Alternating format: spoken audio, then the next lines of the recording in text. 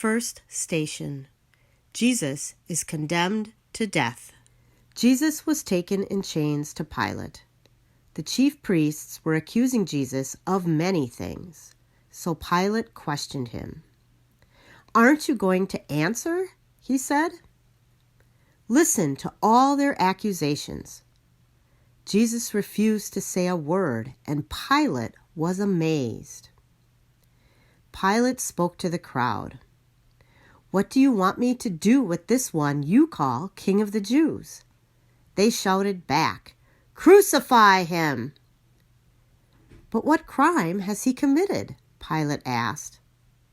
They shouted all the louder, "Crucify him!"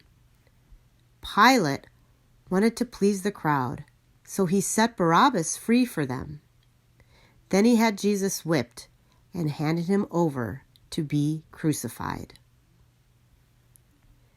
Pilate asked what crime Jesus had committed. It was a good question. Jesus had annoyed the religious leaders. Of that, there was no doubt. He had been critical of social and religious structures. He had healed the villagers. He had told stories to the crowds. He was probably a threat to public law and order. But was that enough to condemn him? To end his life? But he would not defend himself.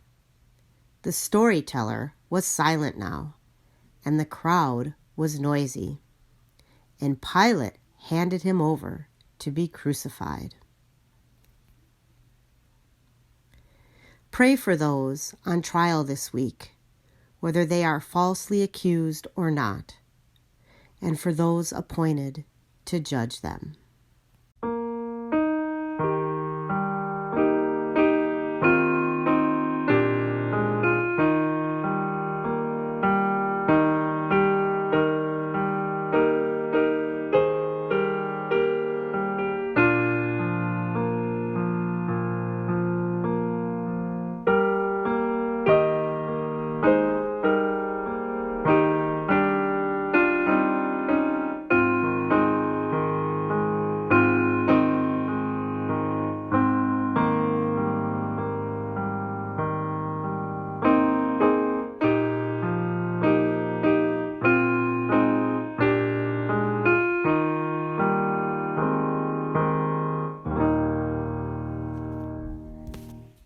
Second station.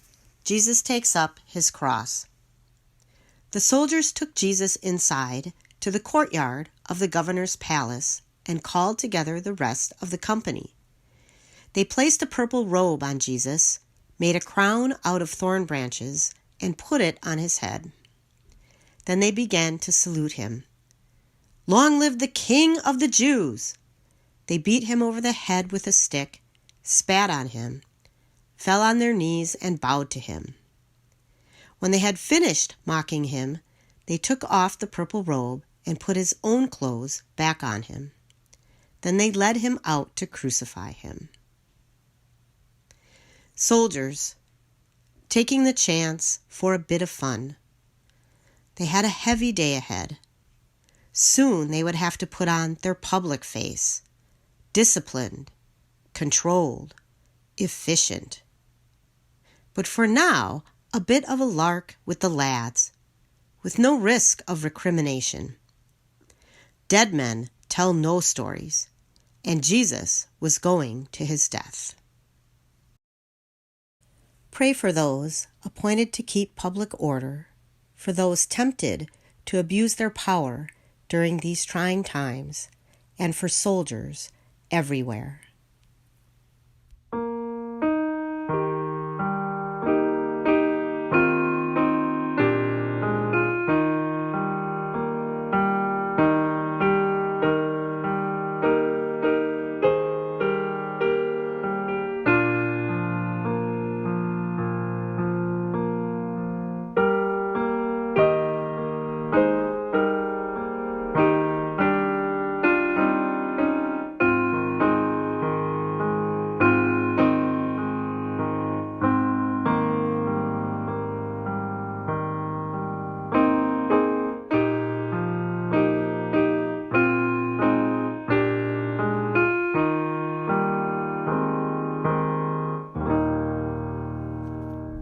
Third station. Jesus falls the first time. Who would have believed what we now tell? Who could have seen God's hand in this? Jesus was exhausted. He was in pain. He was going to his death. The cross was heavy, and he fell. He was flesh and blood like us. He was struggling. Pray for those who are tired or in pain, especially those who have fallen ill because of coronavirus.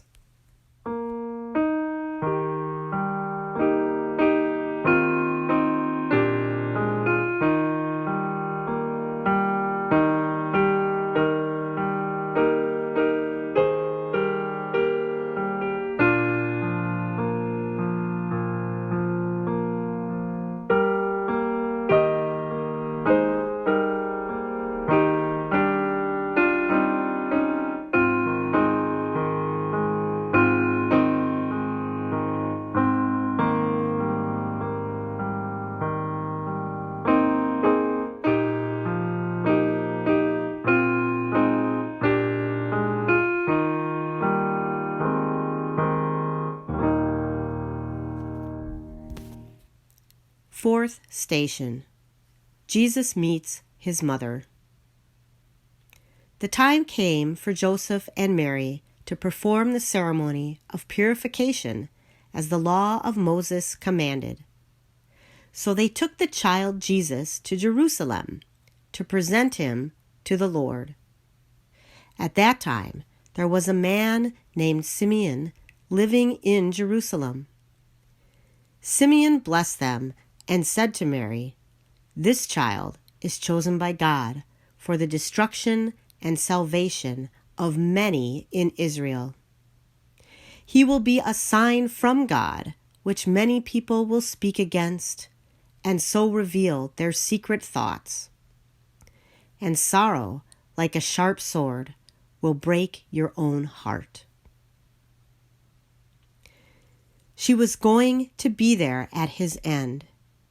She who had been there with God at his beginning. She was his mother. She had fed him and cradled him and watched over his growing. Whatever he had said and done, he was still her son, and she would not desert him now. Whatever pain of his she could embrace, she would. And in the meeting of their eyes there was love, suffering, and shining. Pray for those who cannot be together during this time of social distancing and the pain and loneliness it causes.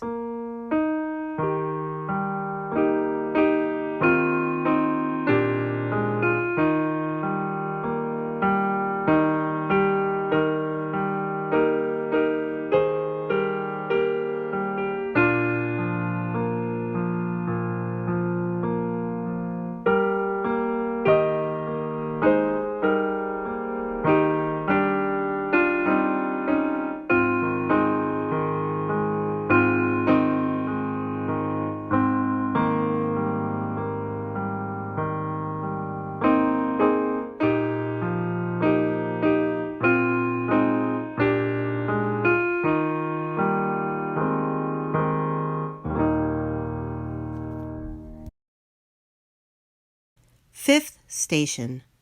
Simon helps Jesus to carry his cross. On their way through Jerusalem, they met a man named Simon, who was coming into the city from the country, and the soldiers forced him to carry Jesus' cross. Simon from Cyrene, father of Alexander and Rufus, what a tale you had to tell your children. You helped Jesus. You gave him your strength on the streets of Jerusalem. Willing or unwilling, you, Simon, have become part of his story, and he part of yours. For you helped him when he needed you. What would we give to be Simon? Pray for a willingness to serve God in friends and strangers alike, even when it means risking yourself and your well-being.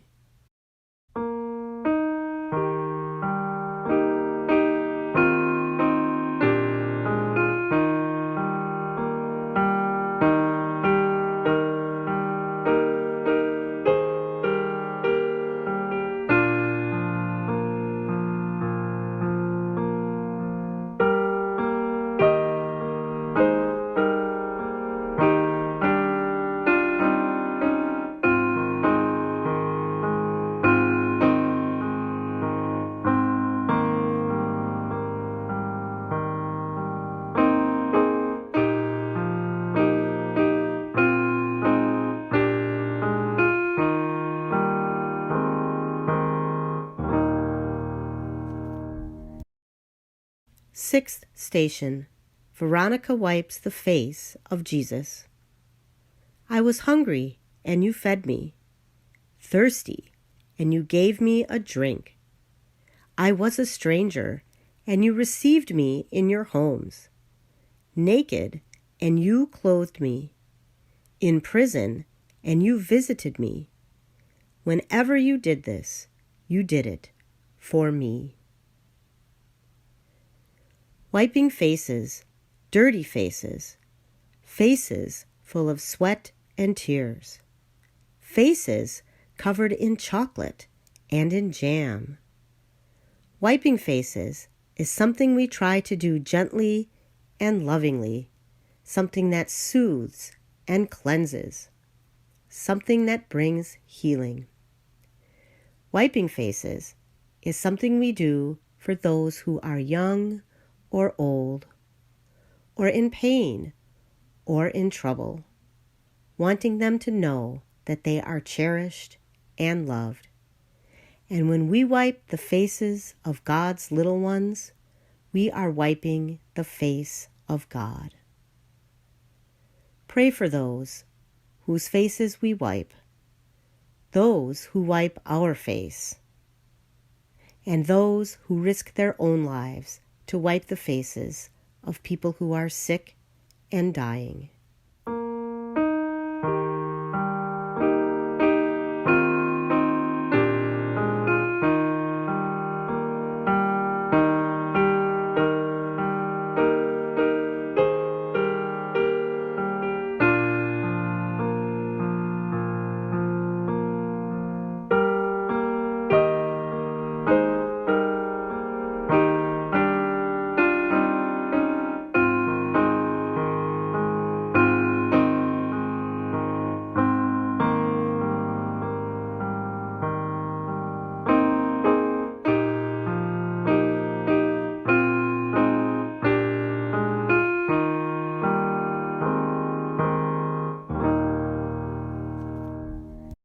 Seventh station. Jesus falls the second time. Ill-treated and afflicted, he never said a word. Like a lamb led to the slaughterhouse, like a sheep dumb before its shearers, he never opened his mouth. I am finding it hard to watch you, Jesus, to see you struggling, to see you on the ground. Into your silence, I want to shout, why do they keep on hurting you? What have you done wrong? Pray for those who today will struggle and fall, and those who feel there is nothing they can do to help.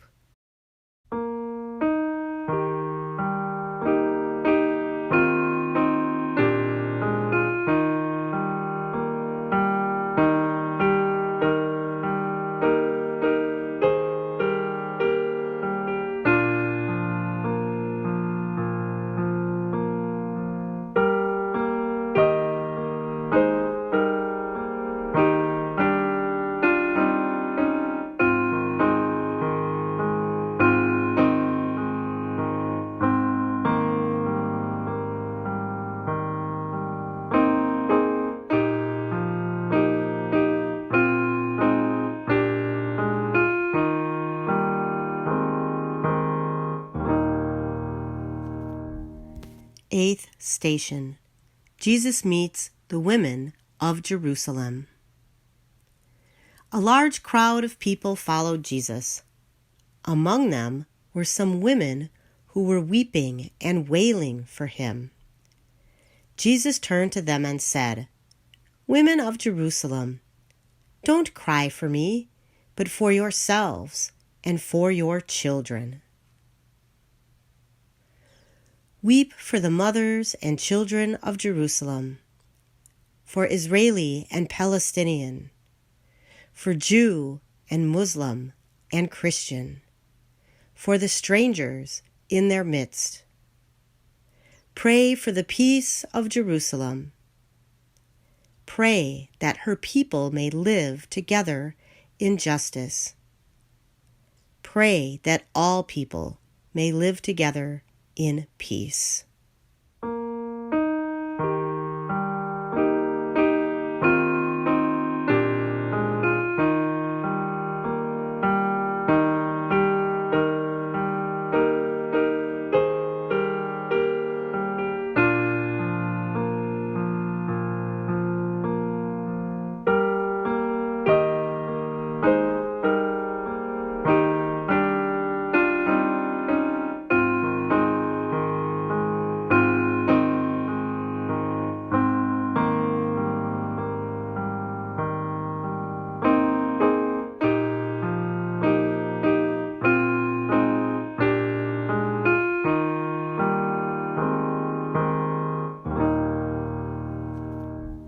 Ninth station. Jesus falls the third time. He endured the suffering that should have been ours, the pain we should have borne. All the while, we thought that his suffering was punishment sent by God, but because of our sins he was wounded, beaten because of the evil we did. We are healed by the punishment he suffered, made whole by the blows he received. I am not sure if I can watch this much longer. In his pain, I see my pain. In his falling, I feel myself falling. In his cross, I am included. He carried it because of me and my enemies and my friends. Pray for those who you love, for those who you struggle to love, and for those who find you difficult to love.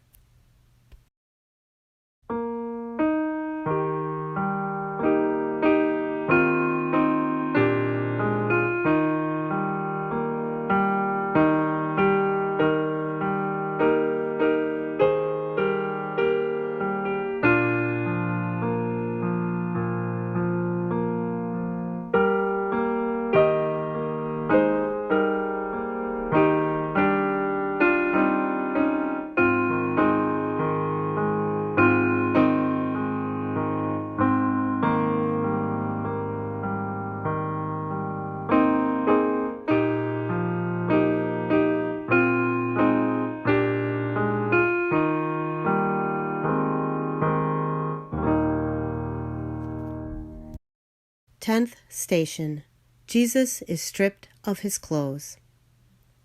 They took Jesus to a place called Golgotha, which means the place of the skull. They tried to give him wine mixed with a drug called myrrh, but Jesus would not drink it. Then they crucified him and divided his clothing among themselves, throwing dice to see who would get each piece of clothing.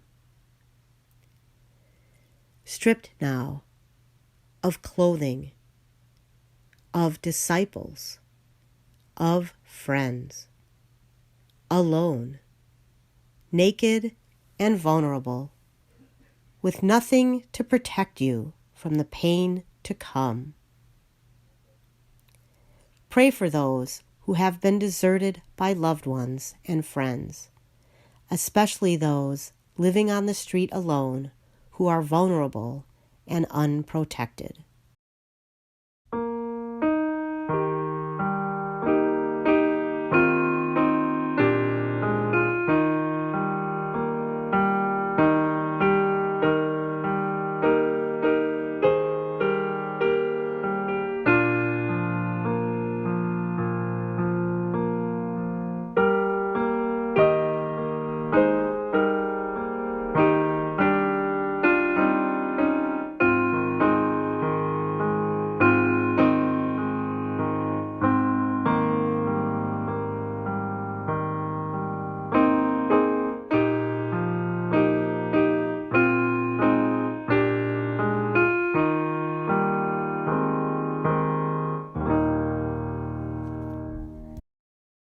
Eleventh station.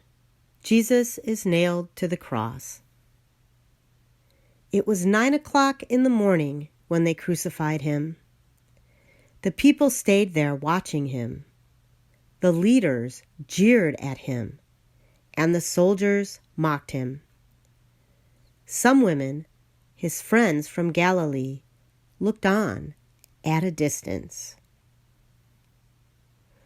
We look on from a distance of time and space and culture, a distance of a Friday evening in Lent. And for us, it hurts to watch Jesus dying, even at a distance. It hurts to know that we are being rescued. It hurts to know how much we are valued and loved. Pray for those who knowingly cause suffering to other people, even unto death, and for those who willingly suffer so that others might live.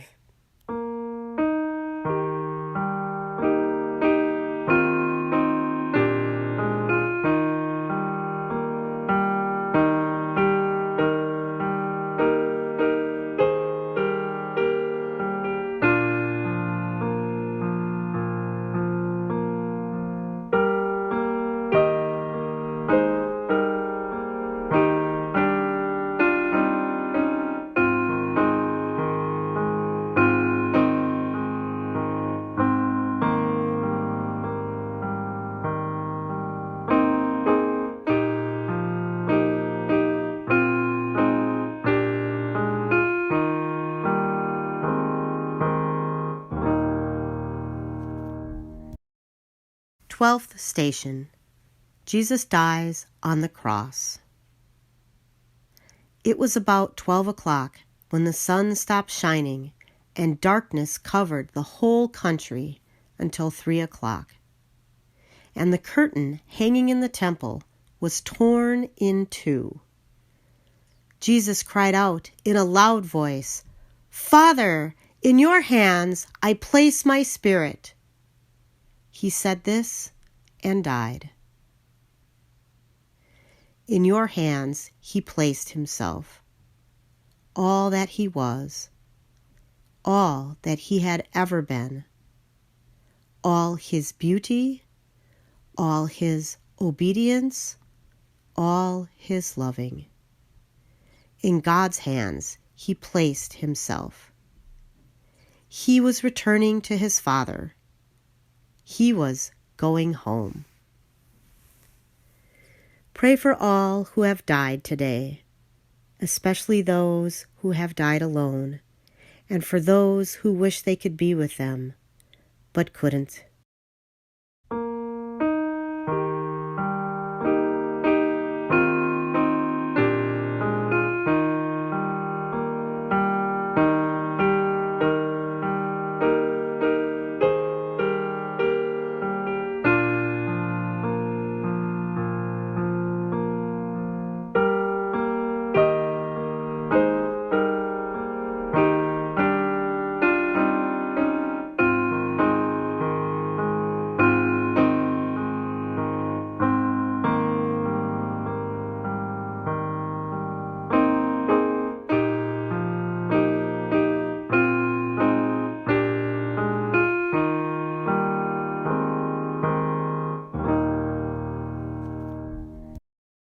13th station. Jesus is taken down from the cross. And when evening came, Joseph of Arimathea, a respected member of the council, went to Pilate and asked for the body of Jesus. Joseph took the body down and wrapped it in a linen sheet. Jesus is dead and lies in the arms of his mother. Death is hard and final, and yet, whatever happens on this earth, children never die to their mothers. In the memory of those who love them, loved ones remain. And for us, and for all God's people, our hope is safe in God. From swaddling bands to grave clothes, all the days of our living and dying, we are cradled and wrapped in love. Pray for those who in these days wait to gather together to grieve and bury a loved one.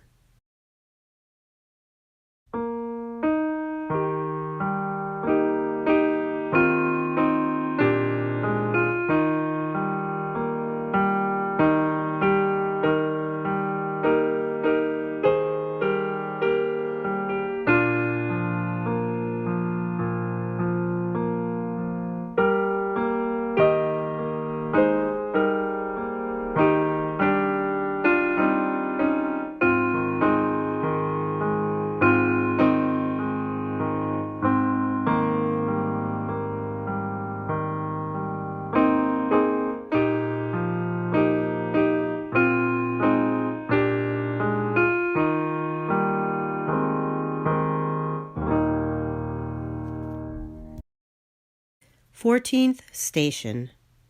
Jesus is laid in the tomb. Joseph placed the body in a tomb which had been dug out of solid rock. Then he rolled a large stone across the entrance. Mary Magdalene and Mary, the mother of Joseph, were watching and saw where the body of Jesus was placed. The door is shut now, and the world sighs and waits. We wait through the night, longing for the morning, longing for a new day. Pray for all who are waiting, for those who wait through the night, longing for a new day.